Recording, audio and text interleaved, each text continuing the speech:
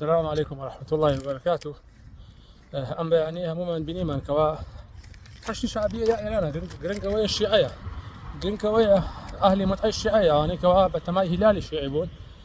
كان مشكو دروني كان ناردو أبو باقاكي كويلكاني بارتي لسوران شش كويلي كتير بارتي عم كشتوها طبعا هذا كويلين بيش مرجانية أو كناي بيش مرجانية يا كويلي بارتي يا كويلي كتير ولا بناي أواني شاه چەکیان هەڵگرتو ئەوانی شەپارێزن بچووکترین مەدرسەی کوێتە سەر بنەماڵی بەرزانی و تاڵەبانی یەکسەر ئەو کۆیلانە ئەکەونە خزمەتیان خۆ حەڤەی شوبات هەمومان زۆربەمان بەشدار بووین زۆربەمان بیرمانەکەوە شارەکان هەمووی پڕ بوو لەم کۆیلانە کە ناوی پێشمەرگە بەهەرحاڵ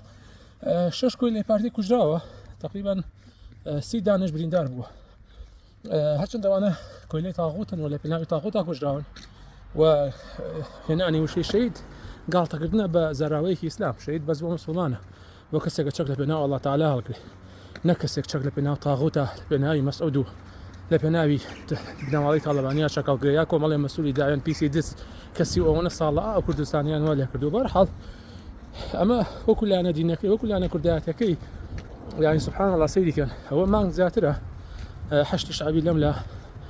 ڕافیزەی ئێرانی شیعە لەولە بردومانی هەولێر و سلێمانی و شارەکانی دەوروبەرەکەن یەک مانگ زیاترە بە ساڕۆخ وەڵا ڕەنگە تا ئێستا 1000 موشک و درۆنیان ناردبێ خۆ تۆ نازانین چەندێکە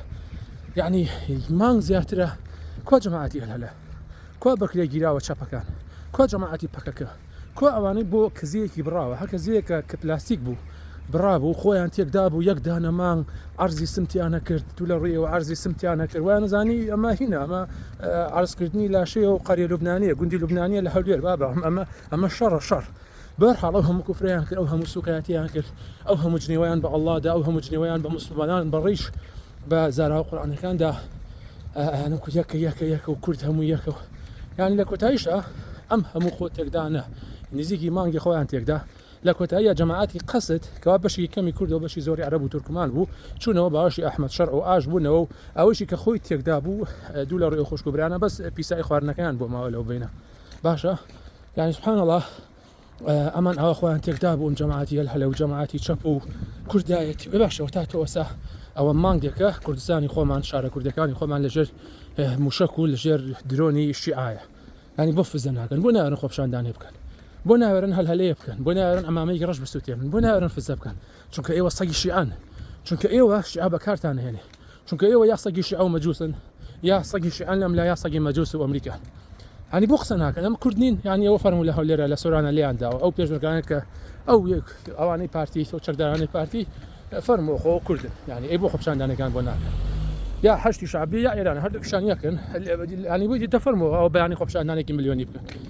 نایکەن چونکە ئێوە لە ئاغاکانی خۆتان هەڵناگەڕێنەوە چونکە ئێوە کەرێنراون بەجددی شیعە یاریتان پێکە ئێوە زان کۆتا لەقی هیلالی شیعی لە سووریا جەماعەتی ئەو ملحیدانەی قەسد بوون کە بەشیان بەناو کوردەکان بوو بەشی زۆری عەرەبە شیعە و تورکمان ئەوانە بوون کۆتا پەلەقاژی ئەوان بوون ئەو بوو کە لە ناو چوون شیعە ئەوە هەر هەم یاری بە زۆرینەی زۆرتانی کرد زۆرینەی زۆرتان کەرێنران ڕێزم بۆ مسلمانەکان ینی ئەو هەموو کوفرەوە هەموو سوگاتیە بە ئیسلام ینی بۆ ئەگەر لە وڵاتێکی بەناو سونیەوە ئەگەر بەردەخانیەک ئەگەر دالاسیکێک و پێوەنن بەردێک و پێوەنن تۆ یەک مانگ سوکایەتیەکەیت و خەوتێکە دێ ئەی باشە بۆ شیعەی ڕافیزە شەو و ڕۆژ موشەک و ساروخ و درۆن و پێوانی و بەمباران دەکا فزە و لێوە نایە خێرەوەی تۆ لە ئاغاکانی خۆ هەڵناگەڕێتەوە خێرەوەی کە تۆ بە کۆیلە کرابی کە تۆ کەرێنراوی تێگەی لەمە تۆ شیعە یاریت پێەکە تۆ ڕافیزە یاریت پێەکە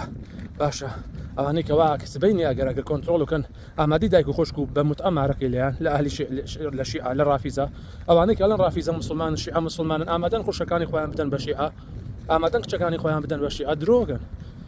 ینی لە جوولەکە و ڕافیزە دژمنی سەرسەختری ئیسلام نییە بەتایبەتی بۆ مەتیقی خۆمان بۆ کوردستانی خۆمان کاریگەری شیعە زانی چیان کردبوو هەر چەند ساڵە لەمە پێش حسەینەگەی سلێمانی و حسەینیە لە ڕانی و یادی ئاشورا و کورد بڵاوکردنەوەی دەرمان و مخەدەرات و ئەو هەموو فەسادیە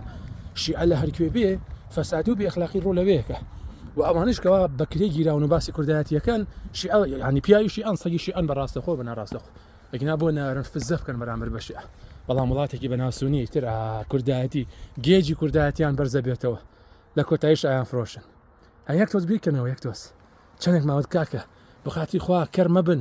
مەبنە کۆی لە شیعە مەبنە کۆی لە ڕافیزە پشتیوانی ئەو ملحیدانە مەکەن ئەوانە سەگی شیعەن بەڵام ئێوە هاتن جنێودان بە ئێمەدا جنێودان بە ئەڵڵادا جنێودان بە پێغەمبەری خوادا صلی الله عليه وسلم جنێودان بە ڕیژ بە قورئان لە پێناو شیعە لە کۆتاییشە شیعە ئەوە ئێستا ینی هەر شیعە زۆر بێوەفا بوو لەگەڵتانە ئەو هەموو کۆیلایەتیتان بۆ گرجەماعەتی پەکەکە و هەچەکە و کەرەکە و ئامانەی نەورۆز و ئامانەی کوردایەتی خۆیان تێکدا بوو جەبانی بێغیرەتانە تەحەداتان لەگەڵ فەرموو بەیانی لە سلێمانیا خۆپشاندانێکی ملیۆنی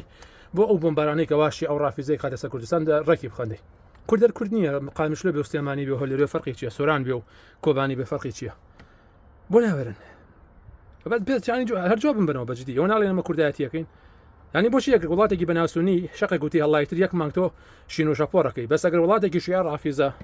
ئەو ئەلەوێ پیسانە ئەگەر لێدەن بە ساروغ بە درۆن ینی شتە و ڕۆژ بتکوژن ئەگەر ئەتکردکەن ئەگەر ینی ئەوەی شتی خراپە بەرامبەرکەن ناوێرن فزە بکەن چونکە ئێوە بە کۆیلە کراون چونکە ئێوە کەرێنراون جەماعەتی هەلهەلە جەماعەتی کەزێ جەماعەتی کوردایەتی و یەکە و یەکدا دوودانە دوو ئەکاتە یەک و ئەم قسە قۆڕ و بێمانانە کوردایەتی بە ئێمە فرۆشنەوە باشە کۆیلەکان نانا ئێوە کوردایەتی ناکەن ئێوە کافرایەتیەکەن ئێوە بوون بە سەگی ئەو کافرانەی تر شیعە بێ مەجووز بێ ئەمریکا بێ هەرچیەک بێ ئێوە بێت ئەوەی کە ئێوەی کۆکردێتەوە دژایەتی دینە دژایەتی ئیسلامە دژایەتی مسلمانانە دژایەتی ئەڵڵا تەعالایە ئەگەر ناگەر ڕاستان کوردایە ئەوە فەرموو سبەینی خۆپشاندان کرد فەرموو ئەگەر پیاون ئەگەر خۆتان ئەگەر مووی پیاوەتیتان تایە ئەگەر شەرەف و ئەخلاقتان تایە دەردی ئەو هەموو سوکایەتتان بە مسلمانان کرد سبەینێ لە سلێمانیا لە هەولێرە خۆپشاندانێکی ملیۆنی سازکەن بۆ هەر بۆی دانەکردنی ئەوەی کە کاکەوە فەرمووە ئەوە شەش دانە چەکداری پارتیان کوشتووە کوردن ئەوە سی دانیان بریندار ناوێرن چۆن نەوێرن ئێوە لە ئاغاکانی خۆتان هەڵگەڕێنەوە نابەخوا تۆزێ بیرکەنەوە بیرکەنەوە چەندێکە کەرێنراون من ڕێزم بۆ مسلمان برا و خوشتۆ مسلمانەکانەوە نەبرای منن باسی کۆیلە و چەپەکانەکەم چەندێکە کەرێنراون ئێسش تۆزی هەوڵ بن لەو کەرادنە بێنە دەرەوە وەکو مرۆڤ بیرکەنەوە هەروەکو مرۆڤ هیوادارم ئەمە بەسە یانێ من بەسە بۆ کەسێک ئەگەر کۆیلە نەبێ سەلام عەلەیکوم